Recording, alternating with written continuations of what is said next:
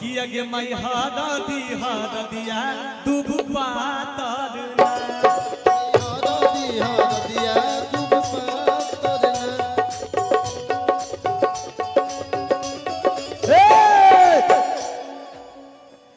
कि अगे मई हादा दिया दुब पातर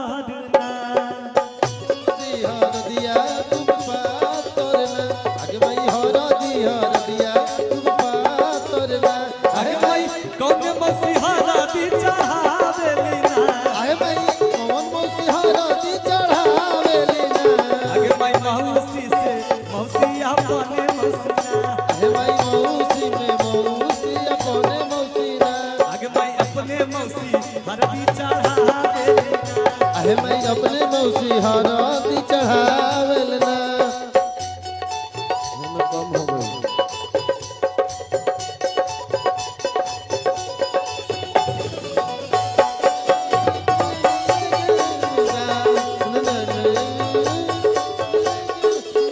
रुक जा चाचा कुछ कहे के बा। राजगीर की धरती महेंद्र यादव की धरती महेंद्र सेनाट अमित आसिफ बुद्ध और महावीर की धरती है। मैं तुमको आशीर्वाद देता हूं, आप इतना बढ़िए कि पूरे भारत पूरा बिहार तो जान रहा है, पूरे भारत पूरे वर्ल्ड आपको आशीर्वाद दे। अब बुद्ध महावीर की धरती है, ताली बजाइए। महेंद्र सम्राट की धरती है, नालंदा जिला की धरती है, बुद्ध और महावीर की धरती है। चाचा को बहुत बहुत धन्यवाद हमेशा से एक गाना बजा दो, बघवा बिरादरी कहल जाला रहना। ऐसा ही तो हमरा लोग बदनाम कर दिया जातिवाद में ना हो। हेलो हेले ला चाचा से पैसा सब हमरा बदनाम कर दिया है नहीं नहीं दीदी और बढ़े ले जाए। हाँ इसलिए वाह कि तो दलिया चांदी के पयलिया गे वाह वाह चाचा साउंड के पास से आप लोग हट कि जाइए। तो बॉक्स के पास दलिया से। चांदी के पयलिया गे चाचा के ऊपर कृपा बनल रहो। अचुमा दे लेना छौरी का भाई जलिया गे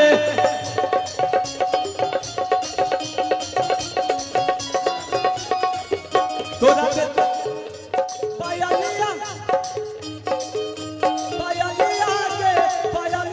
गे चुमा दे लेना छौरी का जलिया गे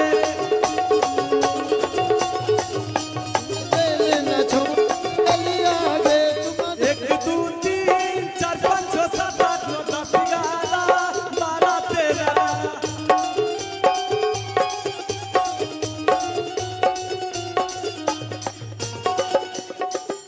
hello hello hello hello hello हम सबों के बीच में आप सबके बीच में भाई रोशन हमारे भाई जेल स्टार एक मिनट रोशन दोही का आगमन हुआ है। आप सब ताली बजा के आशीर्वाद दीजिए।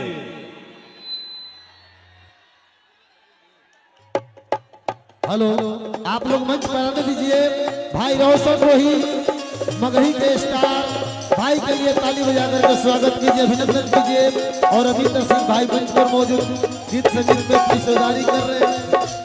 अरे जिगर के टुकड़ा भाई के ताली बजा दी रुआ सब है।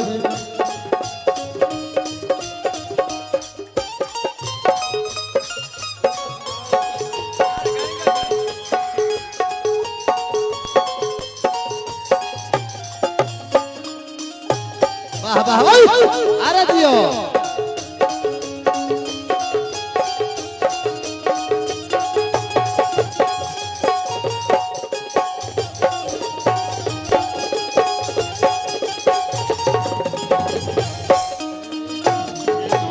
हेलो हेलो भाई इसको बनाइए, बता रहे हैं कार्यक्रम करवाई, लेकिन पहले रोज से हट गई मशीन भी से रोज से हट गई। मशीन डिस्टर्ब हो जाई प्रोग्राम बंद हो जाए। हाँ,